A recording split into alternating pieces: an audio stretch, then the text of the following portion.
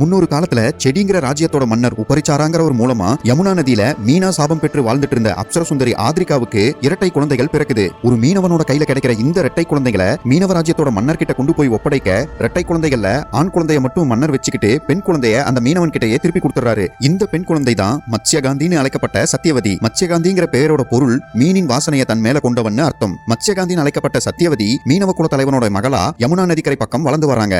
யமுனா நதியை கடக்க வர்றவங்களை தன்னோட படகுல ஏத்தி கொண்டு போய் விடுற உதவிகளை செஞ்சு வர சத்தியவதியோட படகுல ஒரு நாள் பரசாராங்கிற ரிஷி ஒருவர் உதவி கேட்டு வராரு. அவருக்கு உதவி செய்யற சத்தியவதி மேல காதல் கொள்ற ரிஷி பரசாரா சத்தியவதி கிட்ட அதை வெளிப்படுத்த அந்த காதலின் விளைவா சத்தியவதிக்கு ஒரு மகன் பிறக்கிறான். ஒரு தீவுல பிறந்ததன் காரணமா அந்த குழந்தைக்கு துவைபாயனாங்கிற பேரும் கருமை நிறத்துல பிறந்ததுனால கிருஷ்ணாங்கிற பேரும் வைக்கப்படுது. சத்தியவதிக்கு ரிஷி பரசரா மூலமா பிறந்த இந்த குழந்தை தான் பிற்காலத்துல மகாபாரதம் உட்பட பல கதைகளையும் வேதங்களையும் எழுதின ரிஷி வேதவியாசா. ரிஷி பரசாரா கூட தான் கொண்ட இந்த ஒருமுறை காதல் வேற